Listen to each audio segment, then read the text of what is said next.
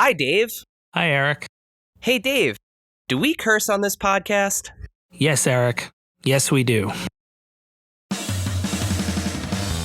Are you ready, kids? Get your parents' permission, check your mailbox, and grab your shopping cart. It's time for the Adventures in Collecting podcast. I'm Eric. And I'm Dave. Welcome to Adventures in Collecting, where we talk toy news, culture, and hauls, along with our journeys as collectors. Welcome to episode 4. Welcome back. Thank you for joining us again. Yeah, I'm here. He's back. It's me. He's back. And I promise you, it is not Heather doing an impersonation of Dave. Although I'm sure it would be fantastic. She refused. So just some housekeeping before we get started with our normal programming. Dave and I are both very excited to announce that we have joined the Non-Productive network. So they're a really, really great network of nerd chic podcasts, everything from Saturday Night Live to Dungeons and Dragons to comic books to they do video games. It's a really great network. They have a really great group of podcasts, and we're really happy to be with them. Yeah, it's pretty great to be on board, and we're looking forward to kind of getting out there to more people with the Non-Productive Network. So thanks for having us. Yeah, so I guess also a hello to the Non-Productive Network. Hello, Non-Productive Network. The other piece of information or other little thing I wanted to mention actually was this is our first of 2 episodes in the spooky month of October. So happy October, Dave. Yes, happy October. And while we're talking about spooky things, I wanted to mention another podcast that's out there, co-hosted by a very good friend of ours. We'll call him Dave P, because we don't want to confuse him with the Dave that you're hearing today. But their podcast is called Calling All Creeps, and it is a deep dive into the Goosebumps series. Their last episode, they had a chance to meet R.L. Stine, the man himself, along with one of the key artists behind a lot of the covers that not all of the covers, but a lot of the covers from the Goosebumps series. It's a really great podcast. They're a riot. We're hoping to get Dave P on here at some point to join us. Yeah, definitely check them out if you're into funny shit or Goosebumps. Yeah, we're going to hopefully just kind of up the ante on the amount of Dave on this podcast. We're going to go all in Dave. So all the Dave, all the Dave, all the Dave. Hashtag all the Dave. Yeah, if you want more Dave on this podcast, please be sure to tag us in your posts on Instagram and hashtag all the Dave. Or if you've had enough and it's like, I've had enough. The hashtag will work either way. So before we get into the main topic, let's just do a quick recap of the news. I'll kick it off. So last week, if you've been keeping an eye on our social media, which, by the way, if you're not, at AIC_podcast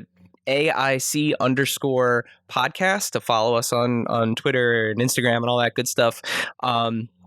We were posting a lot about New York Comic Con reveals and Triple Force Friday. So I had a great time on Triple Force Friday. I hit up a couple of Walmarts, a Target. I talked to some really great people. It was really cool to see. It was a smaller group than usual, but it was really great to see some enthusiasm about, the Star Wars franchise and the toys and, kind of all the new things that were out. There was some really great Target exclusives with the Futura, right? Futura brands. They did some cross promotion with Funko, and they had an exclusive Darth Vader and some exclusive clothing and Boba Fett, and they were really, really great. There was also the giant fucking 10-inch Boba Fett's, which they were only allowing one per customer, which was very good of Target. Very frustrating for some of the people that were there. but it was great. I got a chance to talk to some people, multi-generational, which was great. There were people there that were older than I was. There were people there with their kids. It was a good time. And I was also able to find everything that I was looking for. So I got all the vintage collection guys that I was looking for, which was great. And I have to say, specifically, that new Ray is just it's unreal. It's definitely my favorite figure in that scale. I would say it's a tie between the new Ray and actually, which surprised me because it's kind of like my least favorite look for Luke. I absolutely love the Jedi or the Rebel pilot Luke. They did such a good job with it. The head on mine is a little janky. It's a little loose, but otherwise it's awesome. The other piece of news that I wanted to mention was just all the cool shit that came out of New York Comic Con. So in terms of Marvel Legends, I'll kind of stay in my lane on that, but we're finally getting a Stan Lee Marvel Legends figure. There was a rumor going back that he was going to be a Build-A-Figure, and there was some rights issues, and Hasbro surprised everybody by bringing him out, and it's an awesome MCU look. It's the Stan Lee from the first Avengers film. He comes with the chess set. He comes with a very, very tongue-in-cheek autographed, air quotes autographed Captain America shield for him to hold. I mean, the guy is just, he is a legend. So the fact that they've finally turned him into plastic is it's only appropriate at this point. Yeah, it's a great looking figure. Yeah, and it looks like it's going to be super easy for everyone to get. It was originally available for pre-order first on Target. It's now on Hasbro Pulse. It's on Amazon. I'm sure it'll be on Walmart soon if it's not already. But it's due out sometime next year, in the late winter, early spring. I'm seeing anything from like kind of February through April at this point, depending on who you pre-order it from. As you know, if you're buying these things, that those dates tend to change. So just keep an eye on it. But it looks like they're going to make it so that everyone who wants one can get one, which is awesome. The other big Marvel Legends reveal was the first family, the Marvel's first family. So new looks for the Fantastic Four. You've got Mr. Fantastic, you got Invisible Woman, you got Thing, you got Johnny, it's the Human Torch, the whole gang is there, and they all look awesome. They're in their new looks, they're modern comic looks, and of course the big bad himself, Dr. Doom. Marvel Legends collectors have been clamoring for him for years and years and years. Hasbro has not touched him, so as of yet. So the newest Dr. Doom you could get is back from the Toy Biz days. So people are very excited, and I have to say it looks incredible. They had actual final figures with them at New York Comic Con to show. They weren't like paint samples, so it's how they're actually going to look, and they looked fantastic. No pun intended. The other figure in that wave is She-Hulk, also looking great. The Build-A-Figure, to be determined. So I honestly, the size that Thing was, I'm still kind of shocked that he's not the Build-A-Figure. I wonder who it could be. Yeah, I mean, your guess is as good as mine, because they kind of checked all the boxes and hit all the characters you'd want to see in a Fantastic Four series. So, who knows? Yeah, my gut, for some reason, since they're being so coy about it, my gut is MODOK, because that's been another one that people have really wanted the Marvel Legends line to revisit, seeing as how he has not had a figure since Toy Biz line, and that's definitely one you can't do as a single pack card. I mean, he's just a monstrosity of a monstrosity. So, I mean, there've been some pretty out there Build-A-Figs, but at the same time, there have been some ones that would be like, wow, I'm surprised this isn't a regular issue figure. Well, I don't want to steal your thunder, speaking of Build-A-Figures, but I'm going to pass the ball over to you for some news, because you have an interesting Build-A-Figure announcement too, huh? Yeah. So on WWE.com this past week, the WrestleMania, this year's WrestleMania 36 figure line was posted, and you got to see all the prototype images and the packaging images, and lot of cool stuff coming from that line in both battle packs, in basics, and in elites. And we'll start with the elites because that is where the Build-A-Figure lies. You have 4 figures in that WrestleMania 36 Elite line. You have Booker T and Mick Foley and Kofi Kingston and Woken Matt Hardy. I think I said all 4. I think you did, but I'm staring at you incredulously. What is a Woken Matt Hardy? So if you go back to Matt Hardy at the end of the last Impact run. Oh, shit. Am I going to get deleted? Yeah, that's what it is. It's the deleted thing, but it's WWE's version of the deleted character. And they're all WrestleMania themed, so these are all their kind of key WrestleMania appearances, which is nice. Kofi's being last year where he won the WWE title.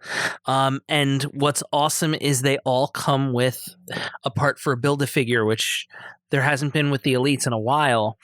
And the Build-A-Figure is a first of its kind. We have a flashback for 80s referee Danny Davis, which is fantastic. Oh my goodness. Yeah. Now is that I'm trying to envision that. Is that blue shirt referee? Blue shirt referee. All right. So it's going to be fantastic. Definitely intending on picking up all of those figures. I definitely, for the things that I was looking to collect, we're looking for Booker T, Kofi, and Foley for sure. But I mean, Matt Hardy, just to get the rest of the referee is like a layup, in my opinion. Now, I've not really delved too deeply into the toy photography / display world of WWE figures. I kind of know what I know based on our conversations. Is that something where people buy like a ring and kind of set them up, or do they leave them in boxes? Like, because I can imagine if they are taking them, off the card, having a referee has been a missing piece in many people's collection. Yeah, for sure. There's definitely a figure photography community out there. You can buy guardrails, you can buy announce tables, you can buy like cardboard crowds and cardboard stages and things of that nature. So it's out there. And there's definitely an audience for it. And in some instances, it's just going to be cool to have a referee, to be honest. Especially that referee. Like, that's iconic. The only thing that's going to be unfortunate is, if I remember, was it like on the left breast they had the WWF back in the day logo? Not then? No, it was just blue shirt. Okay. All right. Now, what's cool with Danny Davis is, too, at one point, for a lot of people, he was the first modern referee that turned heel and actually became a wrestler, which was interesting. Yeah. But we're just getting the ref version. That's cool. Your battle packs. There are 3 battle packs in the set. The first one is Kane and Daniel Bryan when they were Team Hell No. That's going to be from WrestleMania 29, which was in the Meadowlands. It was at MetLife Stadium. Then you have Rey Mysterio and Randy Orton. You also have Drew McIntyre and Roman Reigns. Those are the 3 battle packs. The basic line is Becky Lynch, Seth Rollins, Batista, Stephanie McMahon, Shane McMahon, and The Rock. And it's a cool looking line. But the elites are kind of the real big story there, because there's a lot of really cool elites there and a lot of wrestlers that haven't had figures in a while. Like, there hasn't been a new Booker T in a long time. So we have a super cool topic, and it's a big one, and we have a lot to talk about. So let's roll right into our hauls. I mentioned a lot of mine. From Triple Force Friday, I was able to get Rey, Zori Bliss, the Jet Trooper, the Sith Jet Trooper, the Knight of Ren, and a surprise buy. I wasn't intending on getting him, but when I saw the Luke Skywalker in Rebel pilot gear, I had to pick him up. So outside of that, I've still been backfilling a little bit of my Marvel Legends collection. I picked up the from somebody on eBay. I got a really good deal on the Eric Killmonger from the Everett Ross 2-pack. He looks great. Very, very cool figure. I wanted that one because I wanted both the Michael B. Jordan head and the masked Panther, the anti-Panther head. And I also picked up today. I got MJ and the Spider-Man in the yellow coat from Washington D.C. from Homecoming. I couldn't pass it up, and I'm looking at the Spider-Man right now, and I immediately, since I have a plethora of Spider-Mans at this point, I already have him just kind of laying down with his hands behind his head on his back, kind of like the poster. But that's all I've got. I got a couple things. I got some stuff. I picked up, I walked into a Target looking for WWE Network Spotlight figures. Found none of those, but miraculously, as if it knew I was going to be there, I found a Haunted Mansion Target exclusive Chrome 3-pack of the 3 Hitchhiking Ghosts, which was something I was very much looking for and very much figuring that I was never going to see, let alone own. So I picked that up. Very good. I also picked up, I did find a WWE Network Spotlight Target figure at one point. I found Big Daddy Cool Diesel, which was a really cool figure. I don't have a Diesel or a Kevin Nash, so now I do. Yeah, both boxes checked. Yeah. And to be honest, as much as I love the NWO stuff, and I actually prefer his like Wolfpack look to his NWO look with the red and black. But if I was gonna go with like a quintessential Kevin Nash figure, I think I would go Diesel. Yeah, probably. Because that whole like Diesel Razor Ramon era, like those two guys together, that was a lot of fun. And did you pick up anything else? Well, I think today I picked up Tommaso Ciampa and The Miz. You're welcome. WWE Elites. You picked those up for me. They were ones I was just kind of, I'll get them at some point. And yeah, I'm pretty sure they had that whole wave at my local Walmart. As soon as I saw the whole wave stacked there, my gut, like I ran right to them because I was like, please, do they have his Pat Patterson? Yeah, I'm still looking for that Pat Patterson, and in turn, we'll be looking for that Jerry Briscoe when he comes out as well. Are you going to do Gorilla Monsoon? Yeah, I want the Gorilla Monsoon. That was like, I wish the Bobby Heenan was a little easier to get now too, because. And I like that nice touch. The Gorilla Monsoon comes with a changeable jacket. Yeah, and that's cool. That's how they do the Ultimate Arms, where you can the jacket is already on the other arms, and then it's that plastic jacket. Yeah, I was very impressed when I saw that. Red tuxedo gorilla. Oh yeah, you have to. I don't know who else is going to put that other tuxedo on him. Like when I think of him, it's the red. It's the red jacket. Yeah, always. So I think it's a good time to move on to our main topic, right? Yeah. So I'm really excited about this one. The normal convention of thinking, right, is that you have nerd shit and you have sports shit. And like, you're jocks and nerds, going back to, kind of like just the cultural isms of pop culture, that the two groups have always been separate. But people in the know are more familiar with is we're all one and the same. So as much as Dave and I, drool over Star Wars and WWE and comic books and movies and all that stuff, we are just as much into sports. And I know we're not alone with that. And there has been a collecting culture with sports probably for longer than there has been in a quote unquote pop cultural sense. Going back to like the cigar baseball cards and the Honus Wagners of the world and things.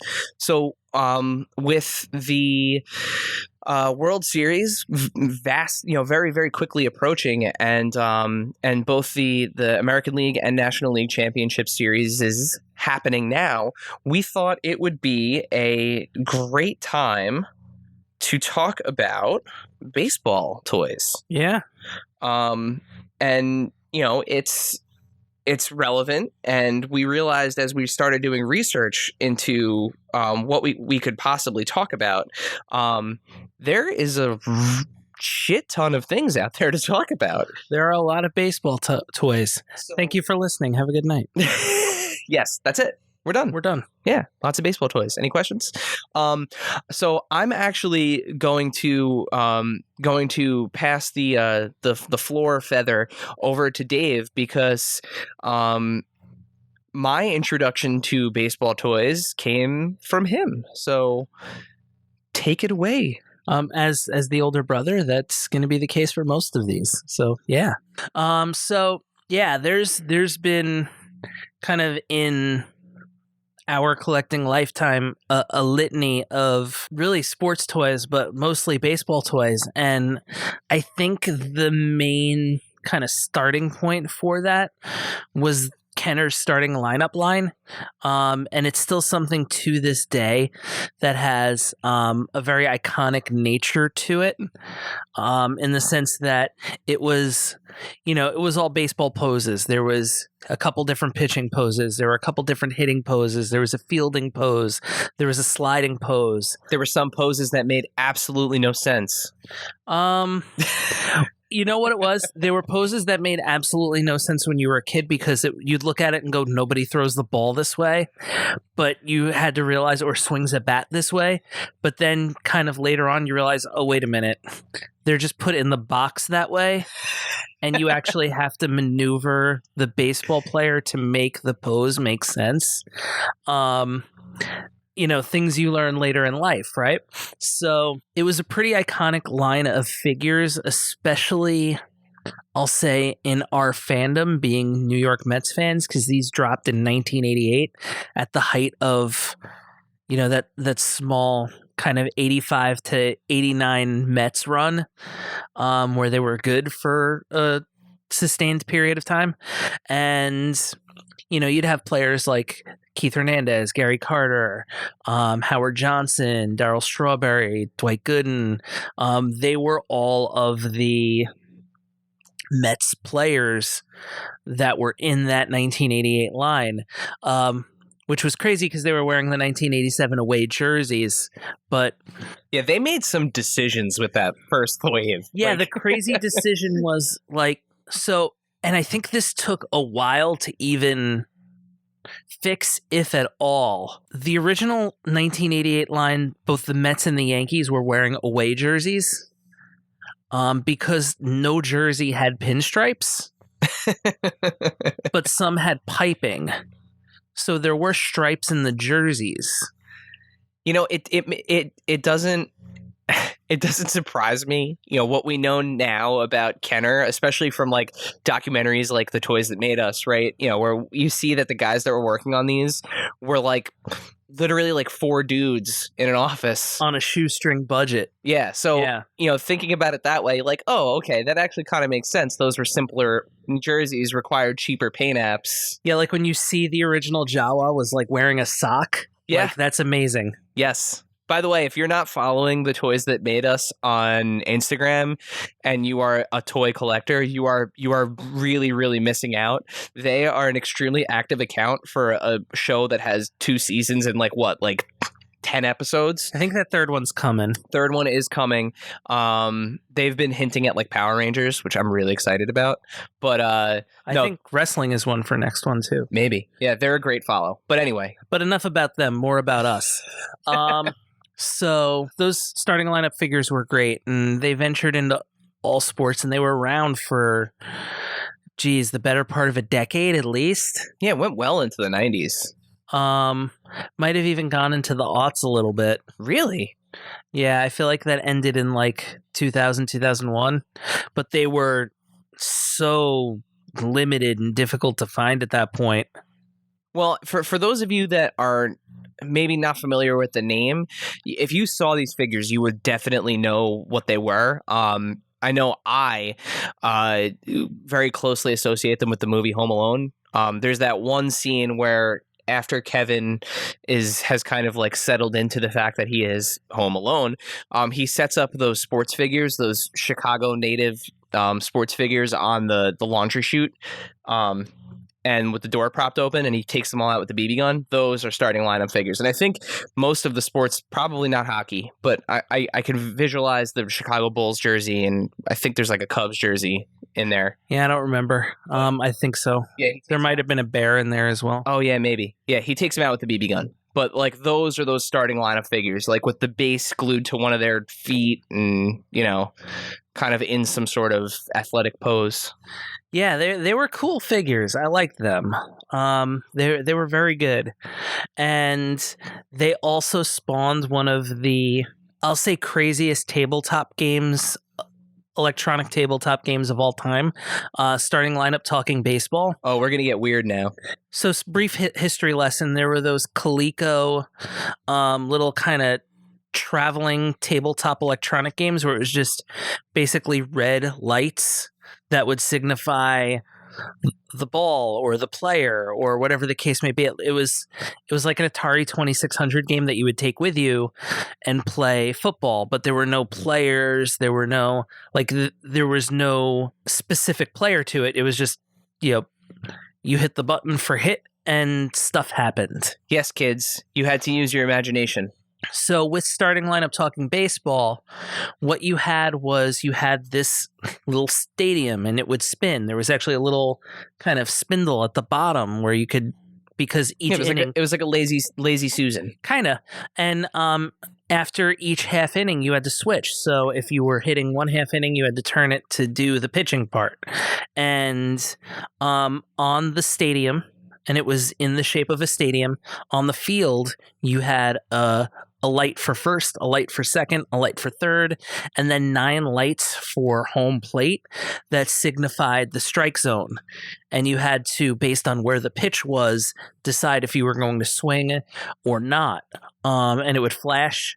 And so you had, as it was in each part of the strike zone, you had to, on a specific flash, hit the ball. It was insanely advanced for what it was, in all honesty, because built into the game, you had the American League All-Stars for, it had to have been like 1988 or 1989, and the National League All-Stars. And then you had a cartridge for Hall of Famers. So those were the 3 teams that you had that came with the game. And they came with square baseball cards. And we'll get to the importance of the cards in a moment. But eventually what you could also do, because there were 26 teams at the time, and it, of course, was not an even number, they had different cartridges for the different teams. And it was, I want to say 3 to 4 teams per cartridge. And I had them all. I had the entire league at the time. And what you would do is, in order to play a game, you could either play as the All-Stars, and that was the default, or when you put a cartridge in, you had to type in the number for which team you wanted to play as or play against. And they weren't the official Major League Baseball teams. That was not the license they had. They just had the Players Association license, which was weird because for the figures, they had both. Yeah, so this was a dual partner, or I should say a two partner product. So Kenner, as we mentioned, had the Starting Lineup figures. Kenner partnered with Parker Brothers to produce Talking Baseball. So the Starting Lineup figures, they utilized the actual MLB license, so they were able to have the jerseys, the logos, all that. The Talking Baseball did not have that license, so the players were, their likenesses were there, their names were there, but they were all wearing like if you had the Mets and you had Keith Hernandez, it was Keith Hernandez in a blank blue hat. Exactly. So that was how that worked. Now, the game itself, on each side, whether you were the pitching side or the hitting side, you had a keypad, and then you had other keys around it, and it was like a regular telephone keypad. So it was 1 through 9 and then 0. And then you had, different things like steal, swing, pinch hitter, pinch runner, etc. And on pitching, you had the different pitch selection and all this different stuff. Now, where the cards came in was each player had a number. So if you wanted to pinch hit for somebody, you had to hit pinch hit and type in the number of the player you wanted to have pinch hit or pitch or whatever the case may be. Part Dungeons and Dragons, part baseball, part computer programming. Incredibly deep game for what it was. Like, to build the lineup, you needed like a slide rule. Like, it was yeah, they needed a fucking abacus. Now I was reading articles about this because when Dave mentioned this, I'm sitting there thinking like, I don't really remember this. And then as soon as I saw a picture of it, I was like, oh, this is that thing that was like a talking baseball game that I could never figure out. Duh, talking baseball. Mm-hmm. But now keep in mind, you were like, by the time you started playing with it, you were like a hot 4 years old. Yeah. So, but it's funny because like all the articles written by, your contemporaries were hilarious because it was people kind of like waxing poetic about how ahead of its time this game was and how in depth it was and how much fun it was.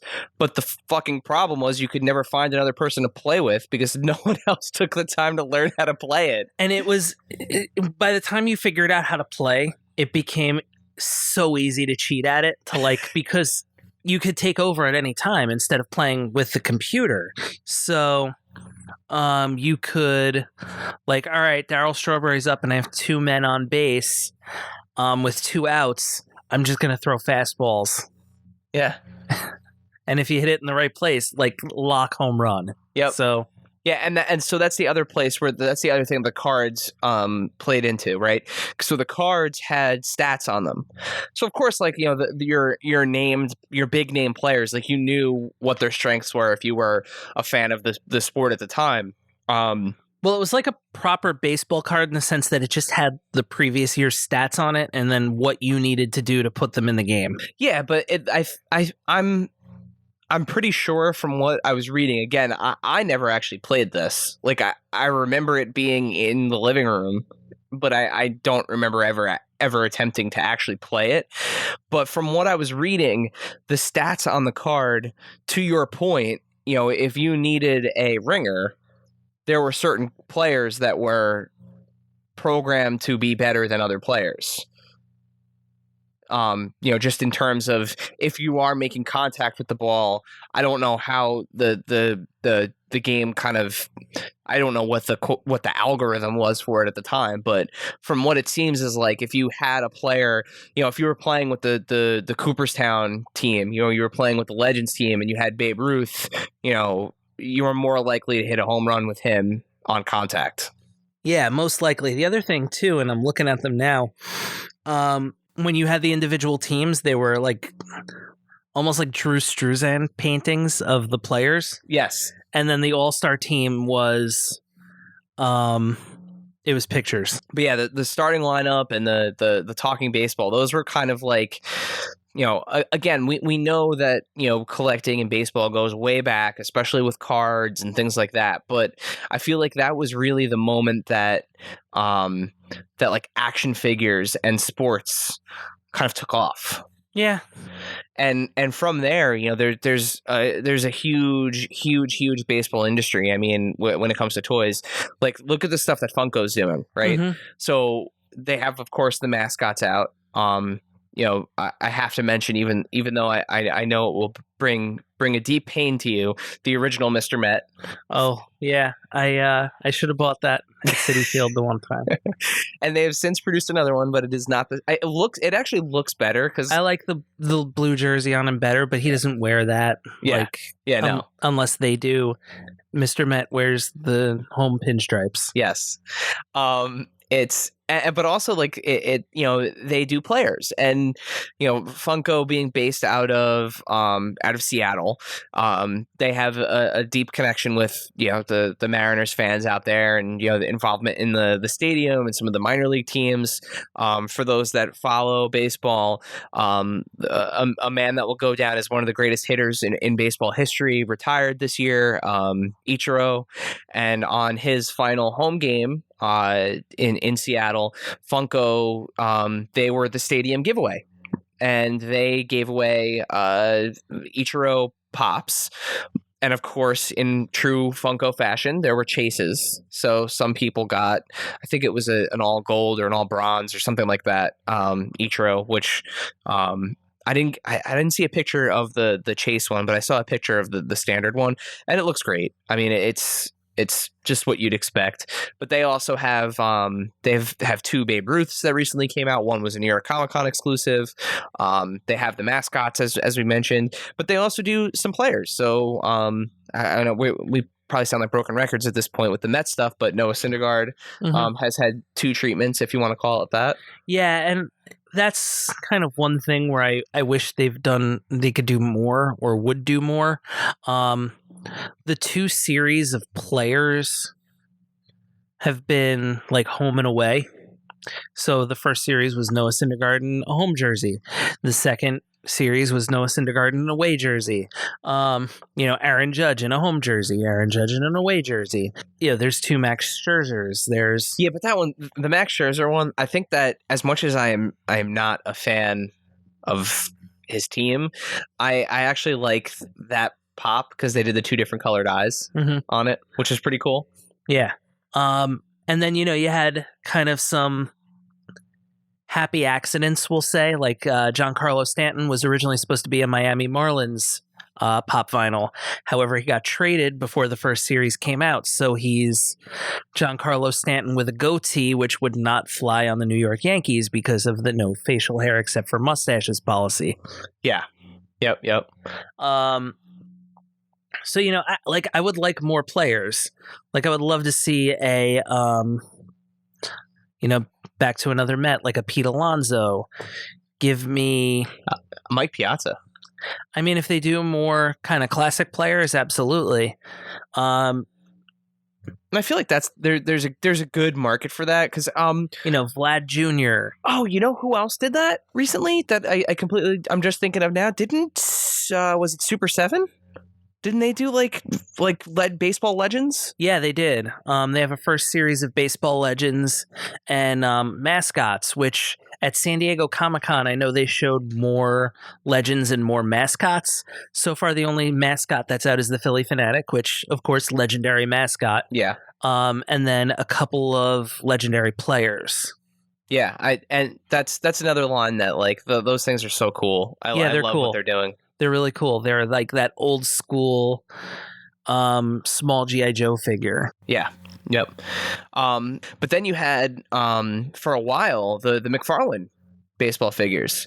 And that's actually where my absolute favorite baseball figure I have ever seen was the McFarlane Arizona Diamondbacks Randy Johnson. And I just remember the first time I saw that figure, and Randy Johnson's one of those athletes, where he kind of he surpassed just being a great athlete. Yeah, he had a presence. Like he had he was this intimidating presence. I mean, the guy exploded a pigeon. Accurate. If you have not seen that, I'm sorry for the pigeon, like R.I.P. pigeon, but it's one of the craziest like baseball clips you could watch. Please pause this podcast at this moment, go to YouTube and just type in Randy Johnson pigeon. It will come up and it will blow your mind, and then come back and finish this with us. But it's crazy. And I mean, the guy was, for those that remember the movie Little Big League, they rolled him out in kind of like the villain role where he came in as a closing pitcher. Yeah, imagine this, like the movie made Ken Griffey Jr. and Randy Johnson the villains of the film. Yeah, which by the way, like the fact that team never won any World Series together is just kind of off a pseudo adjacent topic, but like they had some superstars on that team and never managed to do much, unfortunately. But by the time he was sort of winding down his career, he went to the Arizona Diamondbacks and kind of had a second wind there. He was not winding down his career at all. Oh no, Yankees was when he was winding down. Yeah, he was at the height of being Randy Johnson. You're right. In Arizona. You're right. Yeah, no, he was peak Randy Johnson there.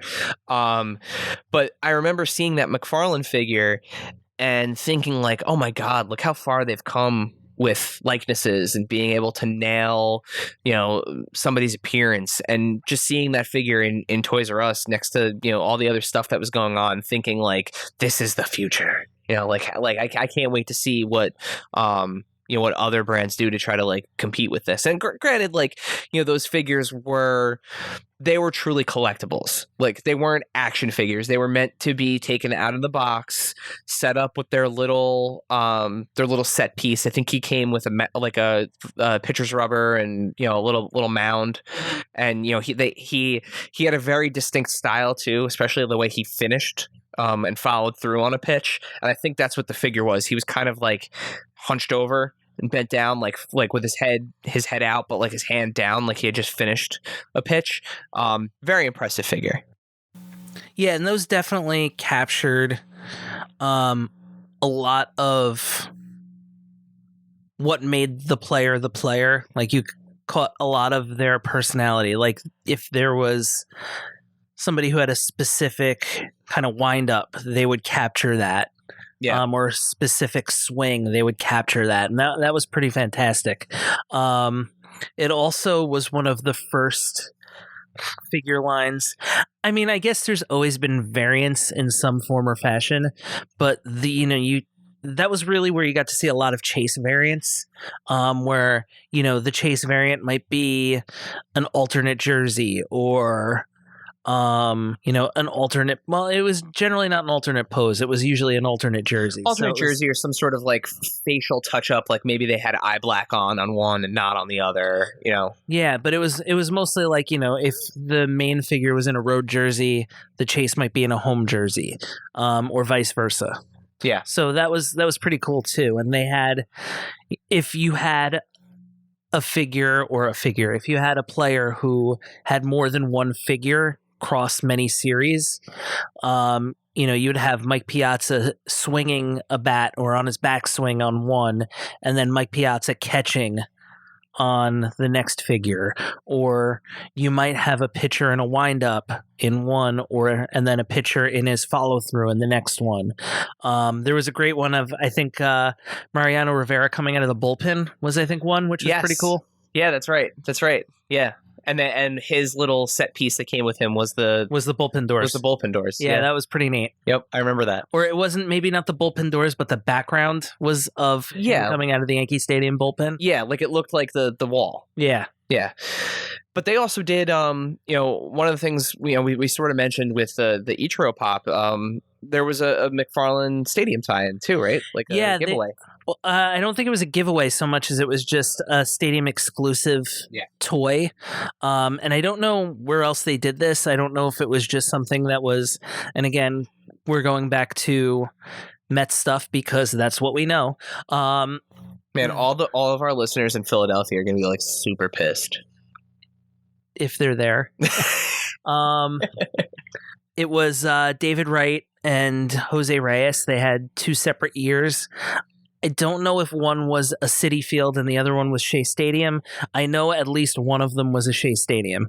But they were mini versions of the figures, and that was one thing they did too, was they would take all of the detail that was in the regular figure and shrink it down to like a mini figure, which was insane because it kept all of the details as well, and all the decoration and everything was accurate in that considerably smaller size. And they did those as stadium exclusives in some instances. I know you were able to get them as well, but they were also stadium exclusives, which was nice. Yeah, and I could speak to the detail on not those two specific figures, but I actually ordered it by accident a few years ago. I really wanted a Ray Lewis McFarland figure, and I found it on Amazon and didn't do the due diligence of looking it up, and I was like, oh man, that's really cheap for like a 6-inch McFarland Ray Lewis figure that's out of print. It showed up and it was about 3 inches tall, but it's the most detailed 3-inch tall figure I've ever seen. Yeah, I still have mine in the packaging because they were the stadium exclusive, and I think that is part of the charm of those little minifigures is kind of where I got them. Yeah. Yep. I actually ended up, mine came with my Ray Lewis one came with a Jeremy Shockey Giants figure, I think it was. It was like a little like weird. Was that from the Super Bowl? I think it might have been. Okay. It was a weird little 2-pack, and being in New Jersey, I am surrounded by Giants fans. So I found somebody in the office. I was just like, hey, you want Jeremy Shockey for your desk? So they took them. I mentioned my favorite baseball figure. So I'm gonna put you on the spot. What's your favorite baseball toy, Dave? My favorite baseball toy. That's a tough one. Part of me wants to go with the starting lineup figures because they were first. And I know you love that Craig Jeffries. Yeah, because I played second base when I was a kid. and he was like the new rookie second baseman that didn't pan out for the Mets, but it was still kind of cool. And he wore your number too, right? Well, that's why it's my number.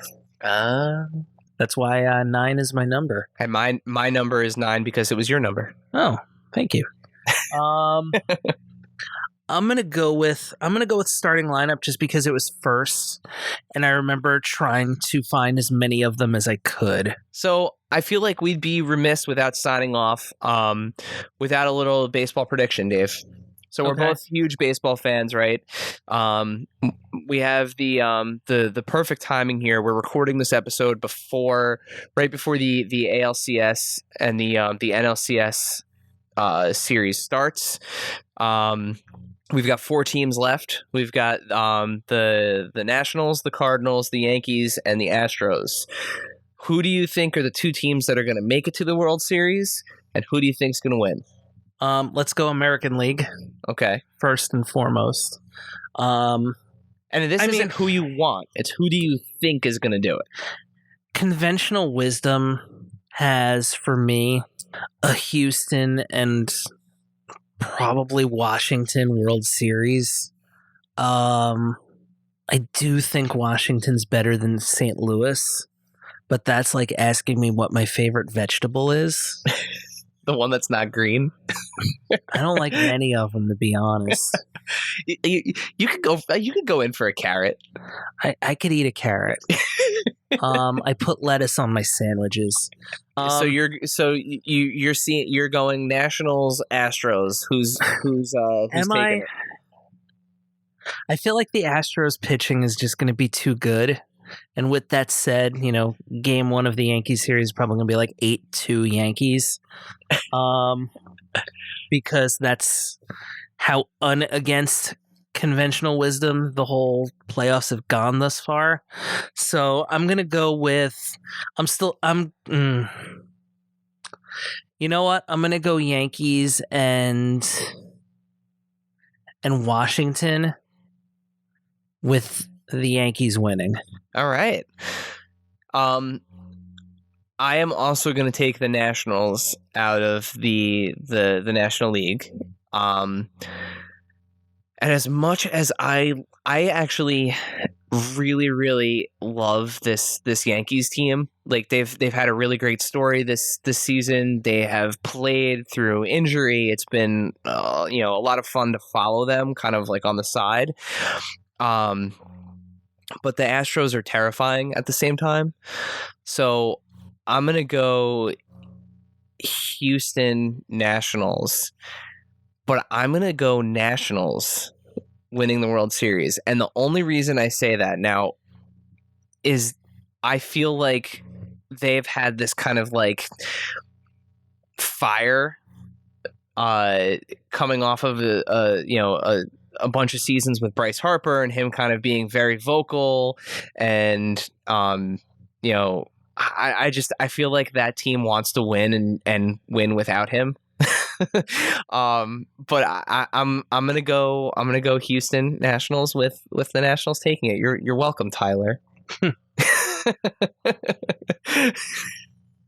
And with that. By the way, you're welcome, Heather's boyfriend. Yeah. Oh, damn it. You're right. You're welcome, Heather's boyfriend. I messed that up. We're not editing that one out. No, that's gonna editing what? We do this perfectly every time. Thank you, dear listener, for hanging out with us today. Subscribe, rate, and review us wherever you listen, and then tell your friends to do it. Thanks also to Joe Azari, the golden voice behind our intro. Our music is Game Boy Horror by the Zombie Dandies. Find more about them both on our show notes. Follow us on social media at AIC_podcast on Instagram and Twitter. Stop by and say hi, show us your toy hauls, and share your toy stories. Maybe we'll talk about it in a future episode. Don't try this at home. Void where prohibited and some assembly required. Each sold separately, not a flying toy. Consult a physician if your toy run exceeds more than 4 hours. This has been a non-productive media presentation. Executive producer Frank Hablawi.